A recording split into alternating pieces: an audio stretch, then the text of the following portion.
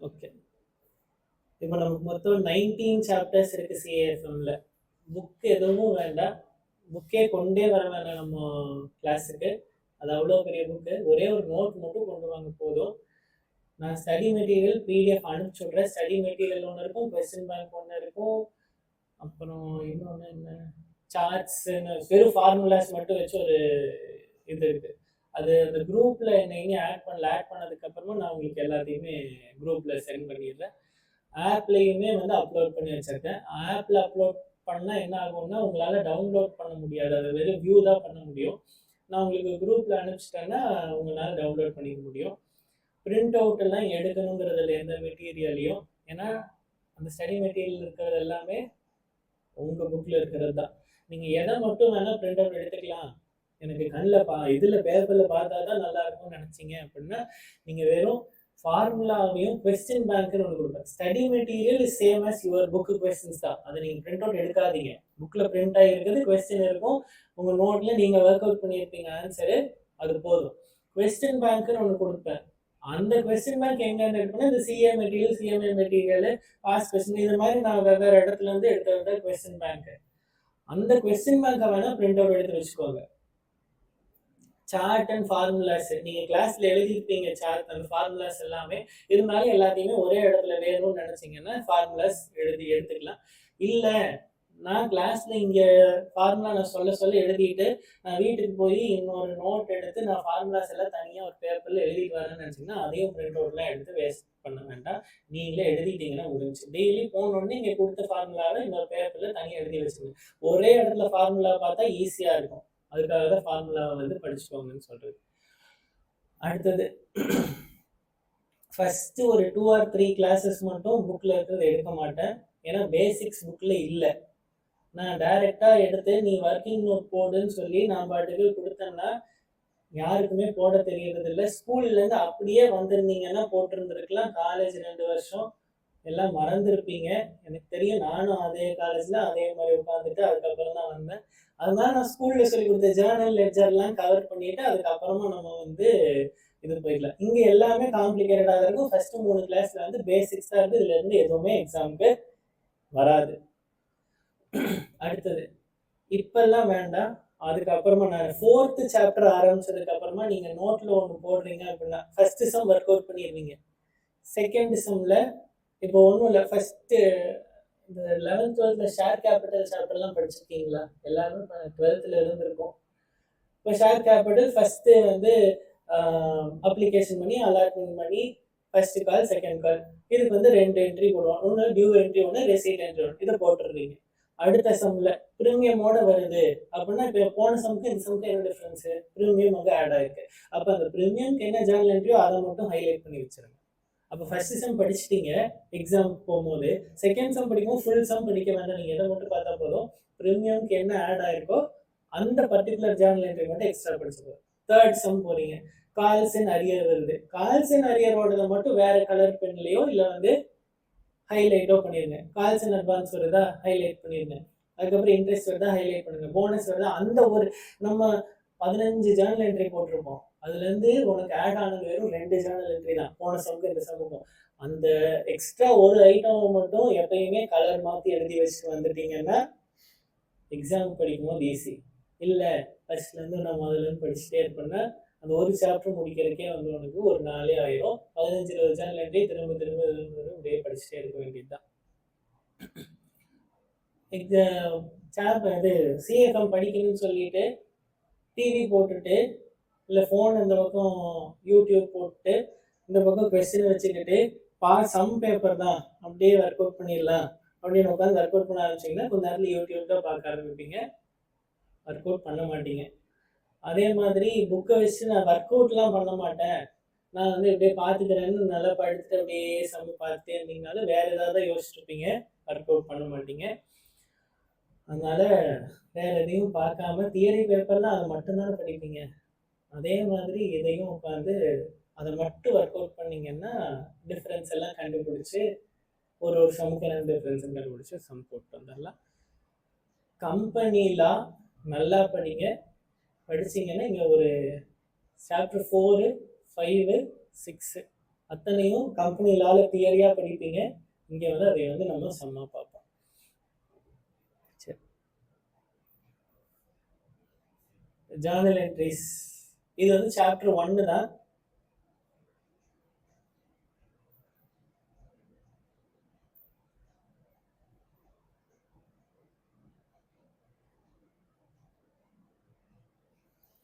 Chapter 1ல வந்து basics of financial accounting தான் இருக்கு. உங்களுக்கு சாப்டர் 1க்கு வெயிட்டேஜ் இல்லை. நான் வெயிட்டேஜ் எல்லாம் சொல்லிடுறேன். போக போக எந்தெந்த சாப்டர் படிக்கணும், எவ்வளோ படிக்கணும் எல்லாமே சொல்கிறேன். சாப்டர் 1க்கு வெயிட்டேஜ் கிடையாது. அப்படியே கேட்டாலும் ஒரு 4 மார்க் கொஸ்டின், தியரி கொஸ்டின், ஏதாவது difference between financial accounting and financial management, அந்த மாதிரி ஏதாவது ஒரு பேசிக் தியரி, இல்லை அக்கௌண்டிங் எக்ஸ்பிளைன் அக்கௌண்டிங் சைக்கிள் அப்படிங்கிற பேசிக் ஒரு தியரி கொஸ்டின் தான் கேட்குறாங்க. வேற எதுவும் கேட்கறது இல்லை. சம்ஸ் ஃபர்ஸ்ட் சாப்டர்லேருந்து கேட்க மாட்டாங்க. ஆனால் நம்ம இங்கே பண்ண போகிறது எல்லாமே சம்ஸ் தான் ஒர்க் அவுட் பண்ண போகிறோம். ஏன்னா பேசிக்ஸ் ஜேர்னல் லெட்ஜர் உங்களுக்கு போட தெரியும். சரி, கோல்டன் ரூல்ஸ் யாருக்காச்சும் ஞாபகம் இருக்கா? முதல்ல அக்கௌண்ட் 3 கிளாஸிஃபை பண்ணுவோம்ல, அது முதல்ல சொல்லிடுங்க. அதுக்கப்புறமா ஏதாவது ஒன்று சொன்னீங்கன்னா போதும், 3 தெரியலாம் பரவாயில்ல.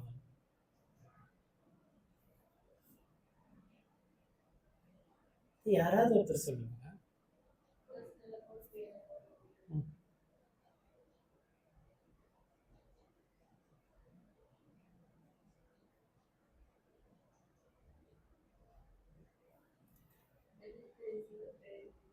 Debit the receiver, credit the giver, எது வர எந்த பர்சன் இருக்கு?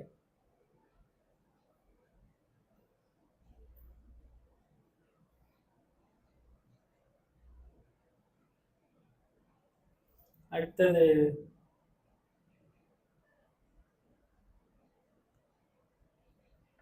முதல்ல பர்சனல் அக்கௌண்ட்னா என்னது? வெயிட் பண்ணு, வேற யாராச்சும்?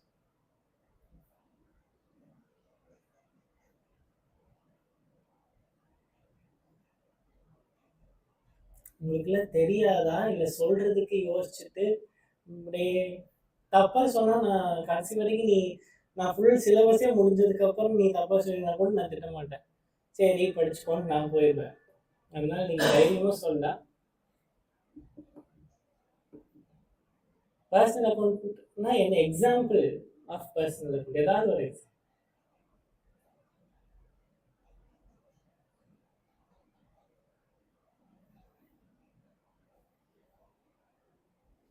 இங்க மறைஞ்சு உட்காந்துட்டு பின்னாடி.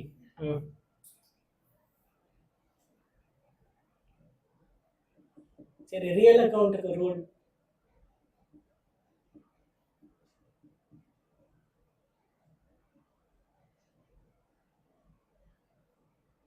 நீ சொல்லு. தெரியாது. பர்சனல் அக்கௌண்ட்டுக்கு எக்ஸாம்பிள். நாமினல் அக்கௌண்ட்டுக்கு உனக்கு அப்புறம் கேட்டுக்கலாம். நீ வர உங்கள்கிட்ட நீ கேட்டு வச்சிருப்ப, வாய்ப்பு இல்லை. ஏதாச்சும் நீங்க 3 பேர் காலேஜ், நீ காலேஜ் தான் படிச்சுட்டு இருக்க. நீ காலேஜ் இந்த பிளேஸ்மெண்ட்டுன்னு அடுத்த வருஷம் செகண்ட் இயர் தான் நீங்கெல்லாம். அடுத்த வருஷம் பிளேஸ்மெண்ட்டுக்குலாம் போனீங்கன்னா இதெல்லாம் கேட்பாங்க. நீங்க இங்க இதெல்லாம் தெரிஞ்சுக்கலனாலும் பிளேஸ்மெண்ட்டுக்கு போனா இதுல இருந்து தான் ஆரம்பிப்பாங்க. அதனால வந்து தெரிஞ்சிருக்கணும். சரி, யாராச்சும் ஒரு பர்சனை டினோட் பண்ணதுன்னா அதான் பர்சனல் அக்கௌண்ட். இவ்வளவுதான், ரொம்பலாம் காம்ப்ளிகேட்டடா பிடிக்காது. ராமு, ஷியாமு, ஏதாவது ஒரு ஆளோட பேர் வச்சுக்கோங்க, அவ்வளவுதான் பர்சனல் அக்கௌண்ட். ரொம்ப டீடைல்டா டெஃபினேஷன் அதெல்லாம் வேண்டாம் நமக்கு. அடுத்தது நான் ரூல் சொல்றேன், அதை வச்சாச்சு. Debit the receiver, credit the giver. Debit what comes in, credit what goes out. இது ரியலா நாமினலா?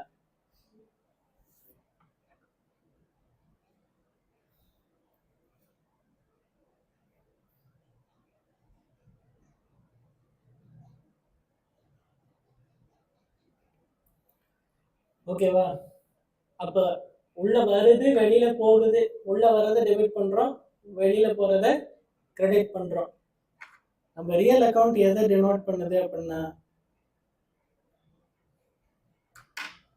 ஒரு அசட்டை டினோட் பண்ணுது. மெஷினரியை பர்ச்சேஸ் பண்றோம்.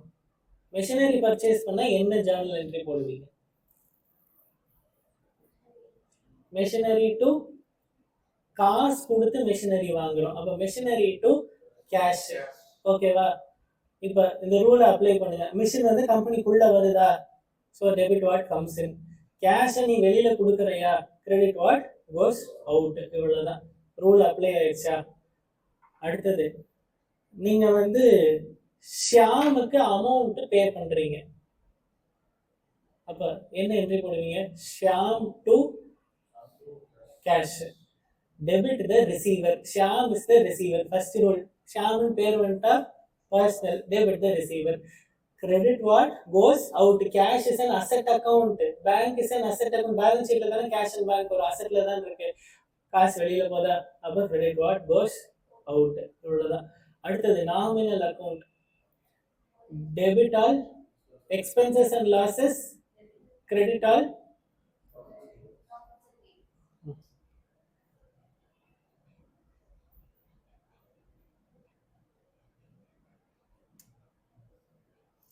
முதல்ல ரூலை எழுதிருங்க நோட்ல. அதுக்கப்புறம் நான் கொஸ்டின் சொல்றேன். சொல்ல அதுக்கு ஜர்னல் என்ட்ரி போட்டுட்டு வாங்க. அதுக்கப்புறமா நம்ம வந்து செக் பண்ணிக்கலாம். திரும்ப நான் செக் பண்றேன், நீங்க ஆன்சர் சொல்ல வேண்டாம். ஒரு 2 கொஸ்டின் நான் சொல்லி செக் பண்ணிக்கலாம். அதுக்கப்புறமா நீங்க சொல்லலாம்.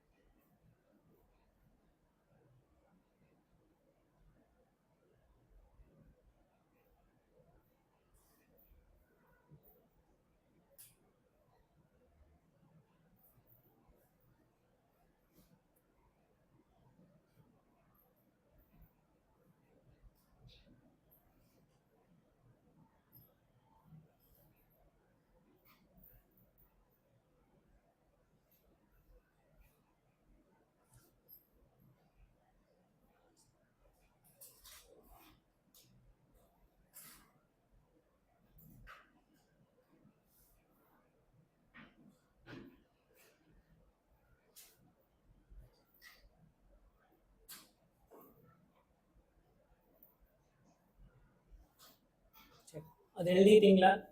கொஸ்டின் காப்பி பண்ண வேண்டாம். இப்போ செப்பரேட் லீகல் என்டிட்டி அப்படின்னா என்ன? இந்த word meaning. Company separate from individual. கரெக்டா? அது கம்பெனியா இருந்தாலும் சரி, சோல் ப்ரொப்ரைட்டரி கன்சர்னா இருந்தாலும் சரி, இல்ல பார்ட்னர்ஷிப் ஃபர்மா இருந்தாலும் சரி, லீகல் பர்ஸ்பெக்டிவ்ல கம்பெனி மட்டும்தான் வேற. மிச்சபடி சோல் ப்ரொப்ரைட்டரா இருந்தா he is liable for all the liabilities of the business தான். he is personally liable. அந்த பாயிண்ட்க்கெல்லாம் நம்ம போக வேண்டாம். நம்ம இப்போ அக்கௌண்டிங் பர்ஸ்பெக்டிவ்ல இருந்து பார்த்தோம் அப்படின்னா கம்பெனி லாவை கொஞ்சம் நேரம் மறந்துருங்க. அக்கௌண்டிங் பர்ஸ்பெக்டிவ்ல இருந்து பார்த்தோம்னா சோல் ப்ரொப்ரைட்டரி கன்சர்னா இருந்தாலும் சரி, ஆறுங்கிற ஒருத்தர் ஒரு இண்டிவிஜுவல், அவர் ஒரு பிசினஸ் ஸ்டார்ட் பண்ணாங்கன்னா பிசினஸ் தனி, ஆர் தனி. ஓகே தானே? பிசினஸோட பேலன்ஸ் ஷீட் போட்டோம் அப்படின்னா ஆர் வந்து ஒரு கேபிட்டல் போட்டிருந்தாங்கன்னா அது எந்த சைடு தான் இருக்கும்? பேலன்ஸ் ஷீட்ல லயபிலிட்டி சைட்ல தான். அப்ப our business is liable to pay to ஆர்ங்கிறது தான் அதை டினோட் பண்ணுது. கேபிட்டல்ங்கிறது என்னது? கடன் பெற்றிருக்கு. இது அந்த பிசினஸ் வந்து ஆருக்கு கடன் பெற்றிருக்குங்கிறது தான். அப்போ ஆர் வந்து பிசினஸ் ஸ்டார்ட் பண்றதுக்கு கேபிட்டல் இன்ட்ரடியூஸ் பண்ணா அதுக்கு பேரு ஆர்ஸ் கேபிட்டல். கேஷ் உள்ள கொண்டு வந்தாங்கன்னா கேஷ். அடுத்தது இவங்க ஏதாவது ஃபர்னிச்சர் பர்ச்சேஸ் பண்ணியிருக்காங்க அப்படின்னா தென் அசெட் பர்ச்சேஸ் பண்ணியிருக்காங்க, ஃபர்னிச்சர் உள்ள வந்திருக்குது, கேஷ் வெளியில போயிருக்குது. அதுக்கப்புறம் salary, salary is an expense. எக்ஸ்பென்ஸ்னா என்ன பண்ணணும், டெபிட் பண்ணிடுவோம். அதுக்கப்புறம் அது எதுல இருந்து பே பண்ணியிருப்பாங்க, கேஷ்ல இருந்து பே பண்ணியிருக்காங்க. அப்போ ஒரு அசெட் வெளியில போயிருக்கு, கேஷ்ங்கிற அசெட் வெளியில போயிருக்கு, அதை கிரெடிட் பண்ணியிருக்கு. Rent is an expense, cash வெளியில போயிருக்கு.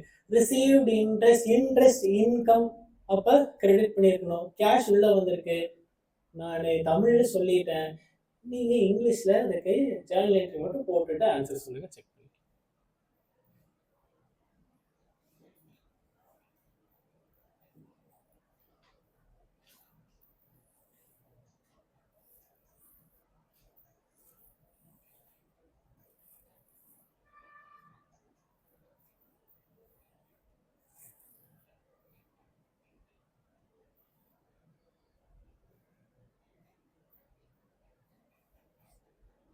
தெரியலையா?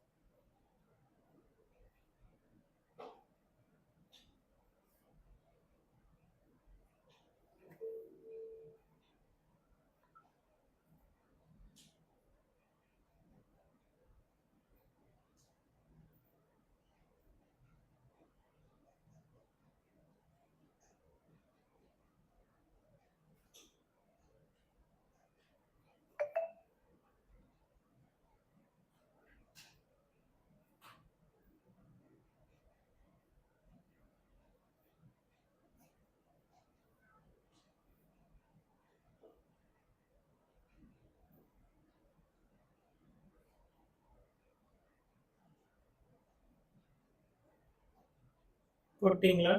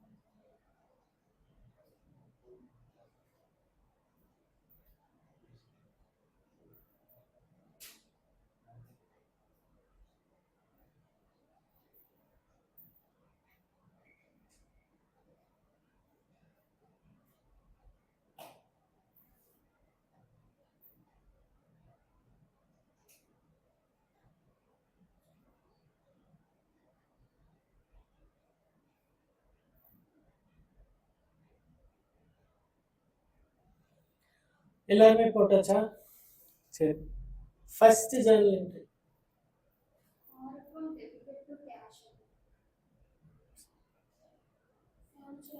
ஃபர்ஸ்ட்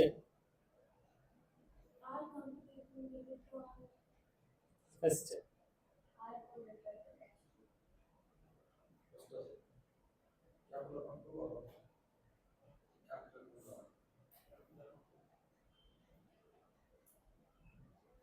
நீ சொல்ல மாட்டேடா, சொல்றா. கேஷ் டு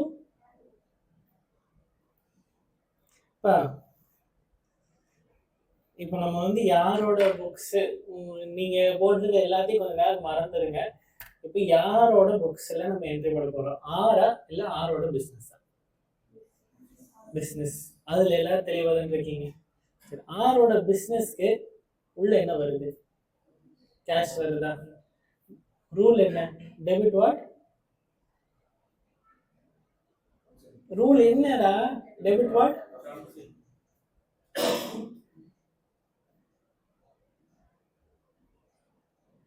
காசு வந்துருச்சா? எங்க இருந்து வந்தது? ஆர்ஸ்.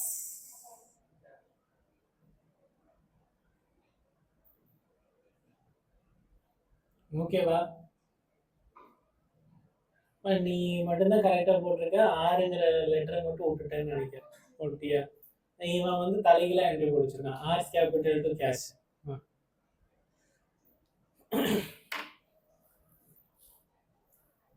போட்டீங்களா?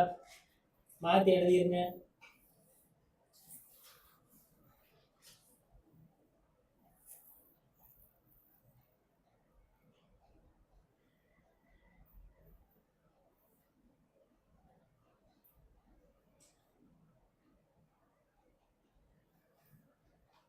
சரி, செகண்ட் ஒன்.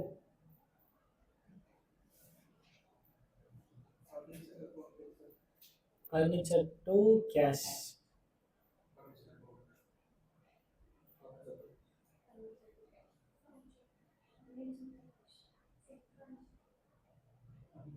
நீ கேஷ் டு ஃபர்னிச்சர் போட்டிருப்பியே, போன என்ட்ரி மாத்தினா இந்த என்ட்ரி அதே எப்படி ஒரே கரெக்டா கொடுத்தியா?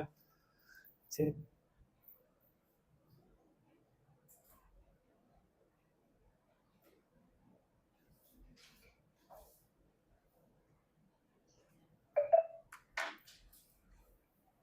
அடுத்தது paid salary.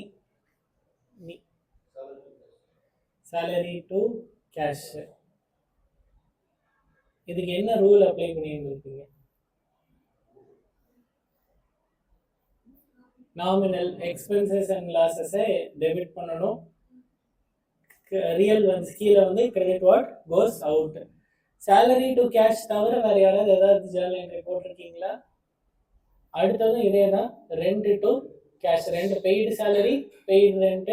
So salary to cash, salary to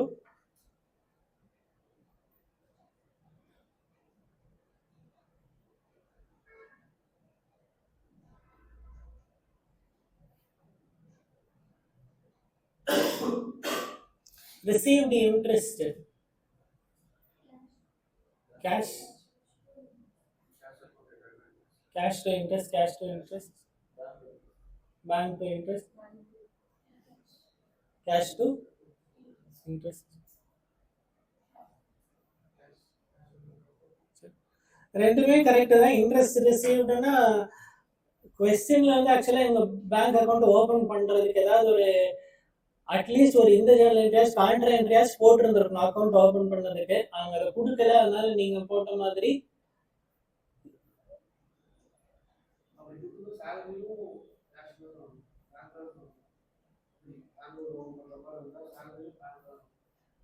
எல்லாமே பேங்க்ல தான் பண்ணியிருந்திருக்கணும். பட் கொஸ்டின்ல எங்கேயுமே பேங்க் அக்கௌண்ட், இவன் கேபிட்டல் இன்ட்ரடியூஸ் பண்ணிட்டான். இன்ட்ரடியூஸ் பண்ணது திரும்ப அவங்க என்ன பண்ணியிருந்திருக்கணும்? பேங்க்ல டெபாசிட் பண்ணி அதுக்கப்புறம் தான் எல்லா டிரான்சாக்ஷனும் பண்ணியிருந்திருக்கணும். பட் அவங்க அது பண்ணல. நீங்க பேங்க்னு போட்டாலும் கரெக்டு தான், கேஷ்னு போட்டாலும் கரெக்ட். என்ன என்ட்ரி சொன்னீங்க?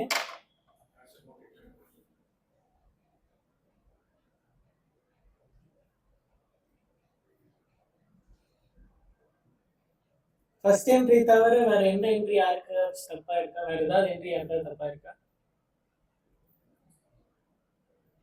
கரெக்டா இருக்கா? சரி. கேஷ் அக்கவுண்ட் பேலன்ஸ் ஷீட்ல வருமா? பேலன்ஸ் ஷீட்ல கேஷ் அக்கவுண்ட் பேங்க் அக்கவுண்ட் எல்லாம் வருமா வராதா? வராதா?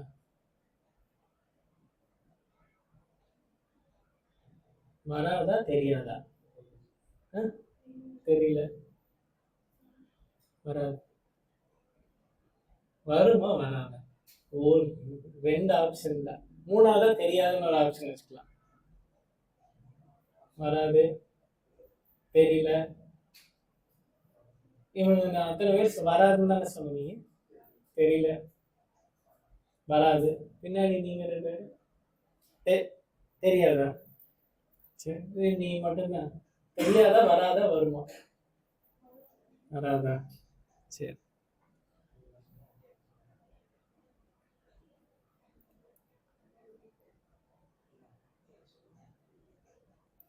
Capital first item. அப்புறம் வேற என்ன ஏதாச்சும் லைபிலிட்டி சைடில் ஏதாவது 4 ஐட்டம் சொல்லுங்க. கிரெடிட்டார்ஸ்,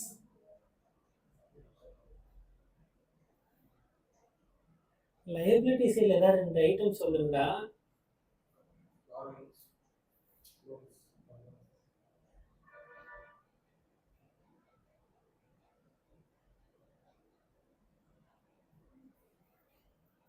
அவுட்ஸ்டாண்டிங் சேலரி ஓகேவா? சரி, அசெட் சைடுக்கு போனோம்னா மெஷினரி, பில்டிங், அப்புறம் குட்வில்,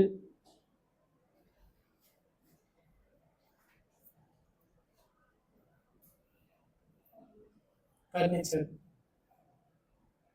போதும், லாங் டேர்ம் அசெட் போதும். ஷார்ட் கரண்ட் அசெட்டுக்கு வாங்க. கரண்ட் ரேஷியோன்னு ஒன்று படிச்சிருக்கீங்களா? ஞாபகம் இருக்கா? 12th 11th 12th ratios chapter படிச்சிங்களா? இல்லை காலேஜில் எங்கேயாவது ரேஷியோஸ் சாப்டர் ஏதாவது கேள்விப்பட்ட? நீ காலேஜில் படிக்கிறதுக்கு நீ வாய்ப்பே இல்லை, எக்கனாமிக்ஸ் தானே. நீ அங்கே இப்போ 11th 12th படிச்சதோடு முடிஞ்சிருக்கும். Current ratio, liquid ratio, gross profit ratio இதெல்லாம் படிச்சிருக்கீங்களா? அதில் கரண்ட் ரேஷியோவில் கரண்ட் அசெட்டுன்னு ஒன்று நியூமரேட்டர் எழுதியிருப்பீங்க, ஞாபகம் இருக்கா? அப்படி ஒன்று கேள்விப்பட்டிருக்கிறீங்கன்னா நான் என்னென்னலாம் கேட்க மாட்டேன், கேள்விப்பட்டிருக்கே இல்லையா இந்த வார்த்தையெல்லாம்.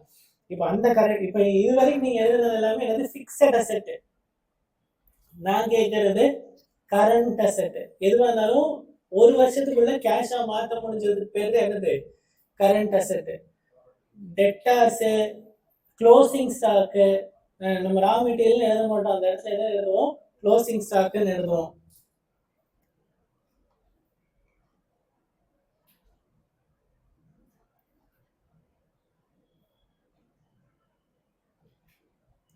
வருமா வராதா? கேஷ் அண்ட் பேங்க் எழுதணும்ல பேலன்ஸ் ஷீட்ல, ஞாபகம் இருக்கா? பார்ட்னர்ஷிப் அக்கௌண்ட்ஸ் படிச்சிருக்கீங்களா? ஃபைனல் அக்கௌண்ட்ஸ் படிச்சிருக்கீங்களா? Non profit organisation, non profit incomplete records படிச்சிருக்கீங்களா? படிச்சதில்லை. சிங்கிள் என்ட்ரி, சிங்கிள் என்ட்ரியில் டேட்டாஸ் அக்கௌண்ட் டேட்டாஸ் அக்கௌண்ட்லாம் போட்டு அதுக்கப்புறம் பேலன்ஸ் ஷீட் போட்டு எல்லா இடத்துலையும் நம்ம என்ன எழுதியிருப்போம்? கேஷ் அண்ட் பேங்க்னு ஒரு இதை எழுதியிருப்போம். இப்போ பேலன்ஸ் ஷீட்டில் கேஷ் அண்ட் பேங்க் இருக்கா இல்லையா? இருக்குல்ல. சரி, அடுத்தது கேபிட்டல் இருக்கா பேலன்ஸ் ஷீட்ல? இருக்கு, டவுட் இல்லை. ஃபர்னிச்சர் இருக்கா பேலன்ஸ் ஷீட்ல?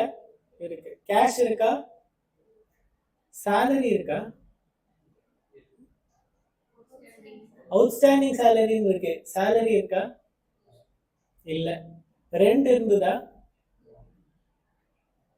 அது கூட கேஷ் பார்த்துட்டோம். அப்ப கடைசி இன்ட்ரெஸ்ட் இருந்துச்சா? இல்ல. நான் இப்ப எதை மூணுத்தையும் தனியா சொல்லிட்டு இருக்கேன்? Salary, rent, interest. நம்ம ஸ்கூல்ல இதோட முடிச்சிருப்போம். நீங்க க்ளோசிங் என்ட்ரி யாராச்சும் ஆடிட்டர் ஆஃபீஸ்க்கு போனவங்க யாராவது இருக்கீங்களா? ஆடிட்டர் ஆஃபீஸ் பக்கம் வேற எது அந்த பக்கம் போனதில்லை. ஓகே, சரி. அப்புறம் உங்க 2 பேருக்கும் நீங்க டாக்ஸ்ல படிச்சதையும் இங்கேயும் கன்ஃபியூஸ் பண்ணிக்காதீங்க. அதை அங்கேயே மறந்துருப்பீங்க. அப்படி இல்லைனாலும் மறந்துருங்க. இங்க வந்து வேற படிச்சுக்கலாம். இது வேற, அது வேற. இங்க இருக்கிறத தான் நாங்க பண்ணுவோம்னா இல்ல அப்படின்னா சிஏக்கு வேலையே இருக்காது. இங்க கொஞ்சம் பண்ணிடுவோம். இதுல இருந்து கொஞ்சம் மாத்தி தான் அவங்க டாக்ஸ் பண்ணுவோம். சரி, இப்போ இந்த சாப்டருக்கு அதுக்கு சம்மந்தம் இல்லை. வேற ஏதாவது சாப்டர் வரும்போது நீங்க கேட்பீங்க அங்க அது பண்ணுமே. சரி, இப்போ பேலன்ஸ் ஷீட்டுக்கு போகாத 3 ஐட்டம் எது? Salary, rent, interest. நம்ம ஃபைனல் அக்கௌண்ட்ஸ் ஒரு சாப்டர் 11th 12th படிச்சிருப்பீங்கன்னு நினைக்கிறேன். ஃபைனல் அக்கௌண்ட்ஸ் படிச்சீங்களா? அதுல என்னெல்லாம் போட்டீங்க?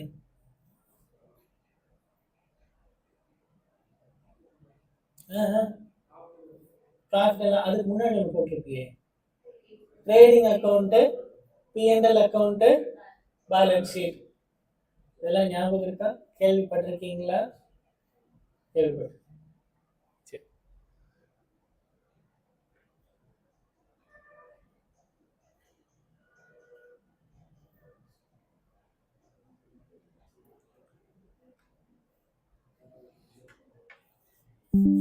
இதை தாண்டி மேனுஃபேக்சரிங் அக்கௌண்ட் நீங்க யாராச்சும் படிச்சாலும் படிச்சிருந்துருப்பீங்க. அந்த மேனுஃபேக்சரிங் அக்கௌண்ட் எல்லாம் நமக்கு வேண்டாம். நம்ம ரொம்ப பேசிக்கா போனோம்னா தான் மேனுஃபேக்சரிங்லாம் வேணும். நம்ம டைரக்டா எனக்கு இப்போ ட்ரேடிங்கே வேண்டாம், எனக்கு வெறும் P&L இருந்து நான் இப்போ போய்க்கிறேன். எப்போ தேவைப்பட்டுச்சுன்னா வேற ஏதாவது பின்னாடி தேவைப்பட்டுச்சுன்னா அப்போ ட்ரேடிங் போட்டுக்கலாம். இப்போ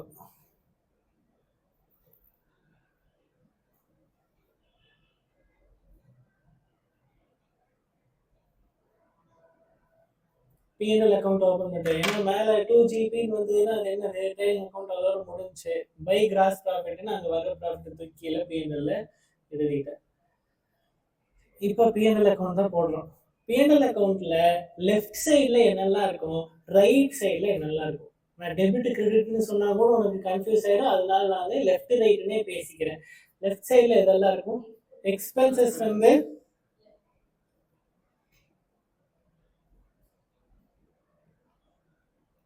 இப்போ இந்த சைடு இருக்க போறதெல்லாம் ஓகேவா?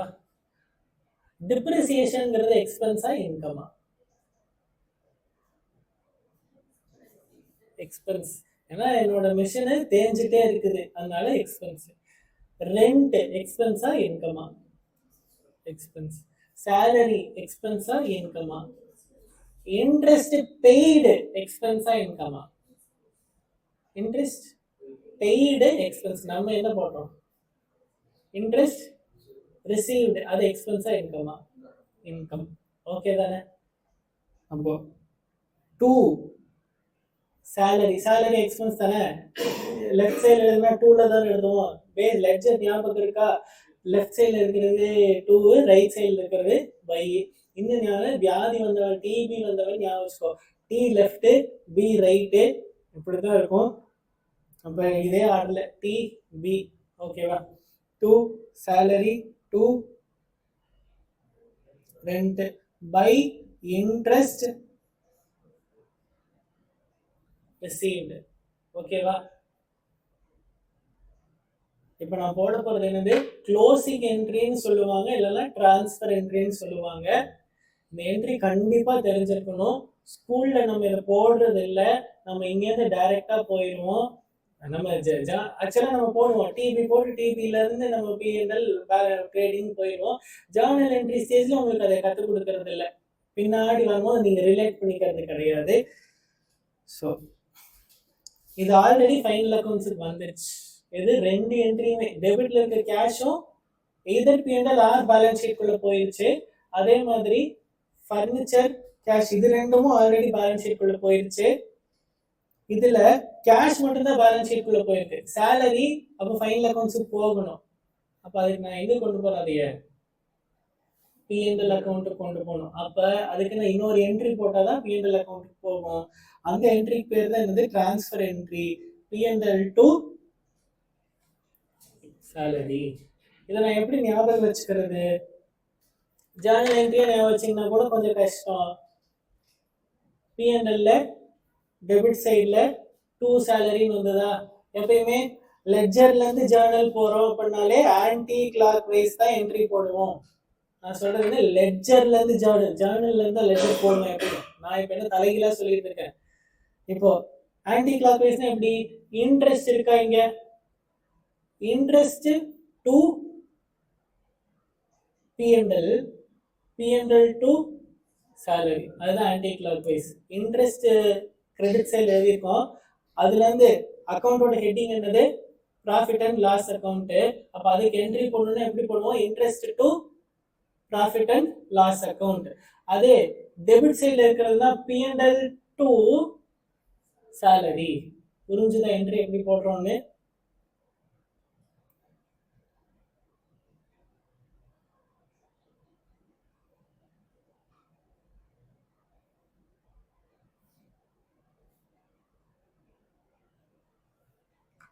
ஓகேவா? இது ஒன்றும் இல்லை, இந்த சேலரியும் கேன்சல் ஆகணும், இந்த ரெண்டும் கேன்சல் ஆயிரும், இந்த இன்ட்ரெஸ்டும் கேன்சல் ஆயிரும். அல்டிமேட்டா இதெல்லாம் செலவா P&L அக்கௌண்ட்ல போய் உட்காந்துரும், அசெட் எல்லாம் அசெட்டா பேலன்ஸ் ஷீட் போய் உட்காந்துரும். ஓகேவா?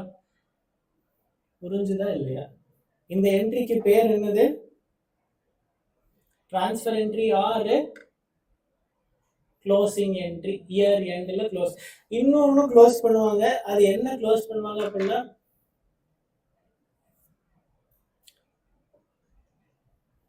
இந்த சேலரி எல்லாம் பொதுவாக எல்லா கம்பெனிலையும் 31st பே பண்ண மாட்டாங்க. 30th or 31st பே பண்ண மாட்டாங்க. அதுபோல இப்போ ஜூன் மாதம் முடிஞ்சிருச்சு, சேலரி எப்போ பே பண்ணுவாங்க? ஜூலை 5th அன்னைக்கு பே பண்ணுவாங்க. ஜூலை மாதம் முடிஞ்சிருச்சு, அதுக்கு எப்போ பே பண்ணுவாங்க? ஆகஸ்ட் 5. அப்போ மார்ச் மாதத்தோட இயர் எண்ட் ஆயிடுச்சு, அதுக்கு எப்போ சேலரி பே பண்ணுவாங்க? ஏப்ரல் 5. ஆனால் இதுக்கு எப்போ என்ட்ரி போட்டிருக்கணும்? அது எந்த வருஷத்தோட சேலரி? Previous year.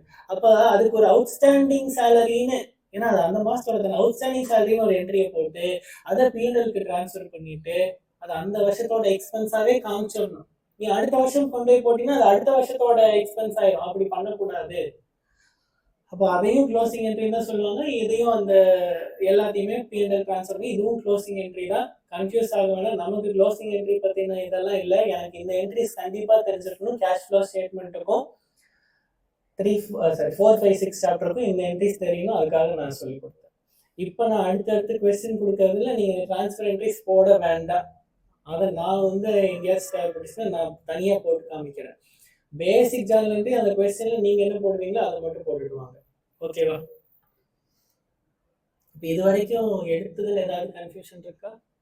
இந்த சம்மில் நீங்க போட்ட என்ட்ரிஸ், டிரான்ஸ்ஃபர் என்ட்ரிஸை மறந்துடுங்க.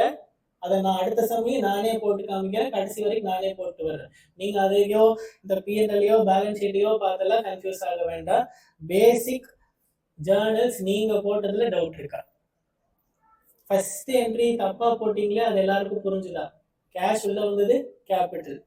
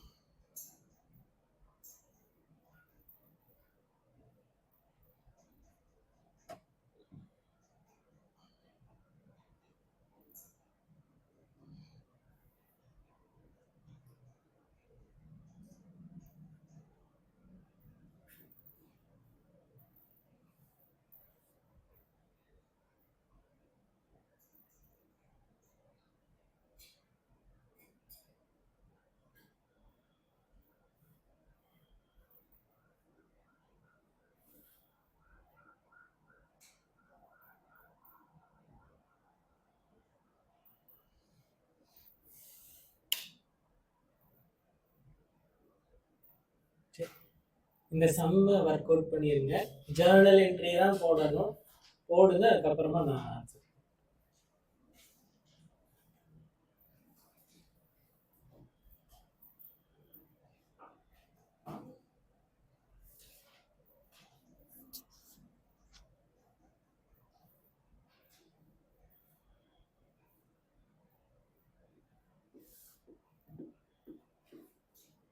இது வந்து கேஷ் டு கேபிட்டல்னு போடுறதுக்கு பதிலாக எப்பயுமே பேங்க் அக்கௌண்ட்டே யூஸ் பண்ணிக்கோங்க. கேஷ் வேண்டாம்.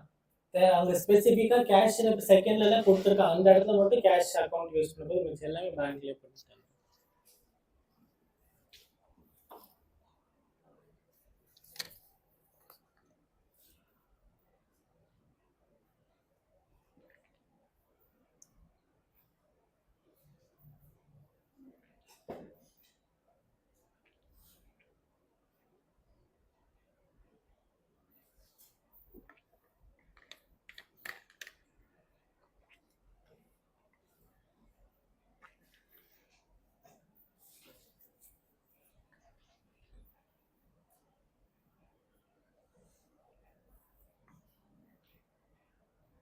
டைம் ஆனால் பரவாயில்ல, பொறுமையாக யோசிச்சு போடுங்க. நீங்கள் ஒருத்தரும் ஒரு என்ட்ரிக்கும் ஆன்சர் கேட்பேன், அதனால் பொறுமையாக யோசிச்சு போடுங்க.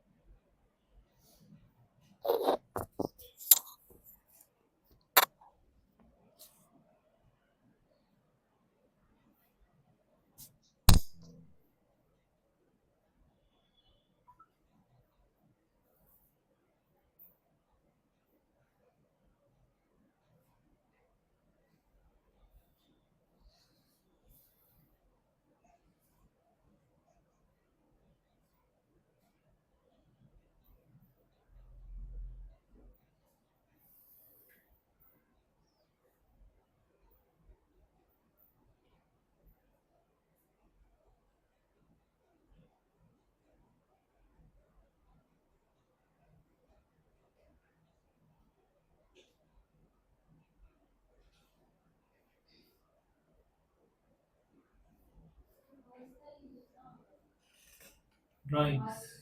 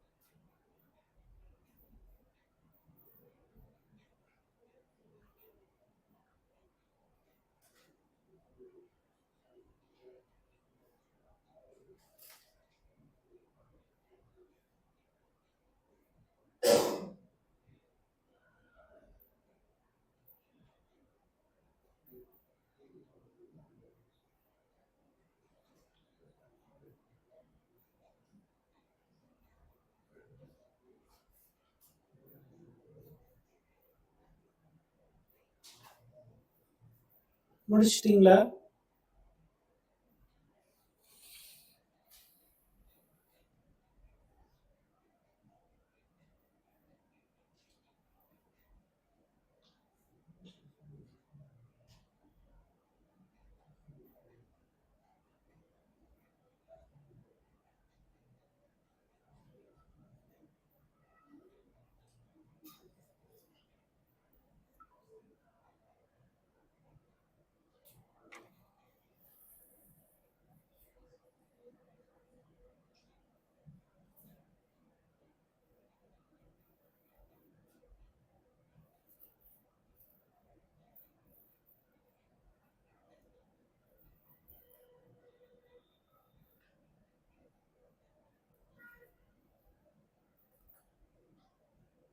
நீங்களாம் முடிச்சிட்டீங்களா?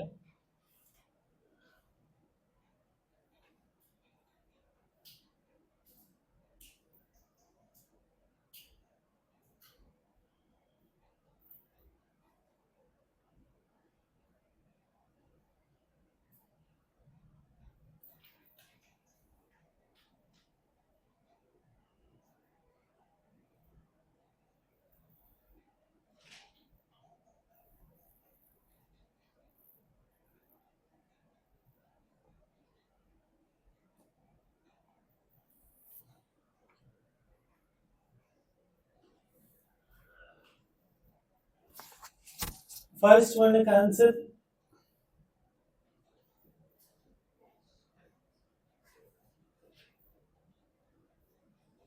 Bank to capital. எல்லாரும் கரெக்டா போட்டிருக்கீங்களா? Second one cash to bank போட்டிருக்கீங்களா? Third one purchases to bank. அவங்களே ஸ்பெசிஃபிக்கா பேமெண்ட் மேட் த்ரூ பேங்க்னு சொல்லிட்டாங்க. So purchases to bank.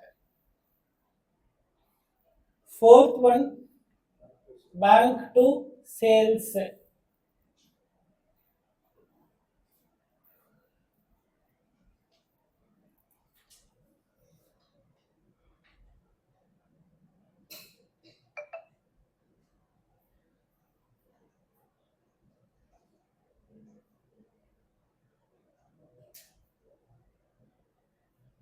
பர்ச்சேஸ்னா expense, debit all expenses and losses.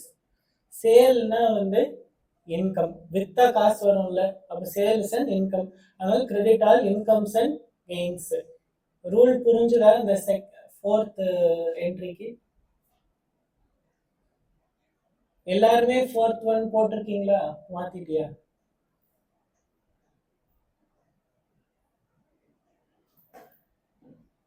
அடுத்தது purchased furniture and paid by check.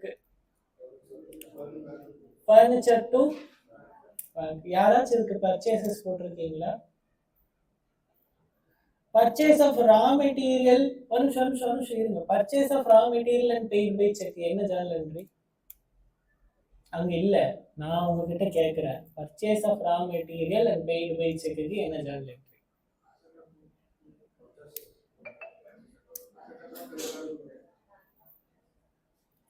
asset account debtor to bank, purchase account debtor to bank, purchase தான் use பண்ணணும். ஏன்னா raw material purchase. எதுக்கு மட்டும்தான் purchase and sales use பண்ணணும் அப்படின்னா, material purchase பண்ணாலும் இல்லை அதை சேல் பண்ணால் மட்டும்தான் பர்ச்சேஸ் அக்கௌண்ட்டும் சேல்ஸ் அக்கௌண்ட்டும் யூஸ் பண்ணணும். அதை தவிர வேற ஏதாவது அசெட், இப்போ ஃபர்னிச்சரோ பில்டிங்கோ இதெல்லாம் இருந்ததுன்னா ஃபர்னிச்சர் அக்கௌண்ட் பில்டிங் அக்கௌண்ட் தான் யூஸ் பண்ணணும். ஓகேவா? அந்த இது மாத்திராதீங்க. அடுத்தது sold goods to Aravind for rupees 2400. என்னது Aravind to sales, Aravind to sales.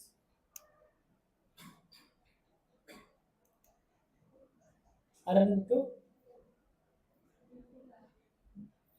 bank. नहीं,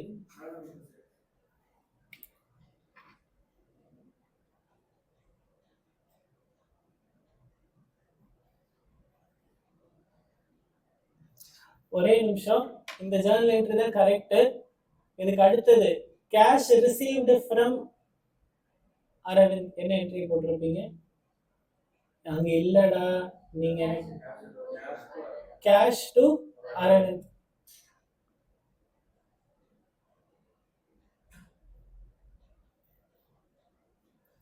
இது வரைக்கும் புரிஞ்சுதா?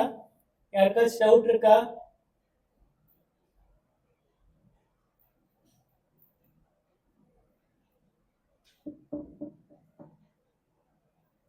இப்ப அமௌண்ட் என்ன எழுதியிருப்பீங்க? அங்க பார்க்க வேணாம்னா நான் எழுதுனதுக்கு மட்டும் சொல்லுங்க. அமௌண்ட் என்ன எழுதியிருப்பீங்க இந்த இடத்துல? 2400 எழுதியிருப்பீங்க. இதுல யாருக்கும் டவுட் இல்லையே? இப்போ 6th என்ட்ரியும் 9th என்ட்ரியும் சேர்த்து பார்க்கலாம். அரவிந்த் டு சேல்ஸ், இதுதான் என்ட்ரி. நீங்க உங்களோட கரெக்டான என்ட்ரி 6th என்ட்ரிக்கு இதுதான் என்ட்ரி.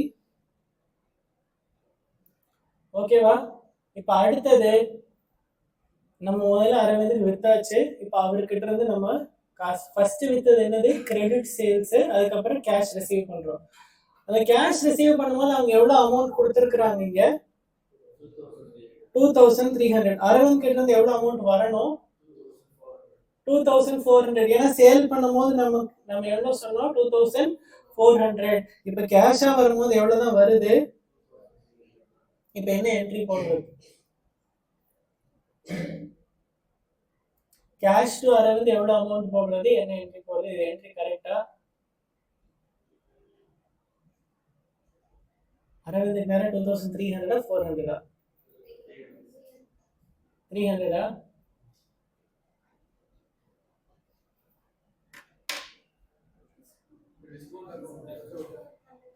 ஏன்னா அவன் என்ன கொடுத்துருக்காங்க? இந்த ஒரு வேர்ட் இல்லைன்னு வச்சுக்கோங்களேன். இன் ஃபுல் செட்டில்மெண்ட்ங்கிற வேர்ட் இல்லைன்னா நீங்க எல்லாம் சொன்ன மாதிரி கேஷ் டு அரவிந்த் 2300 தான் நான் போட்டிருப்பேன். ரெண்டுமே 2300 தான். ஓகேவா? பட் ஃபுல் செட்டில்மெண்ட் அப்படின்னு சொல்லிட்டாங்கன்னா என்ன அர்த்தம்? 2400 வர வேண்டிய இடத்துல 2300 வந்தோடனே போதும் அப்படின்னு சொல்லிட்டாங்க. அவர் எவ்வளவு கொடுக்கணும்?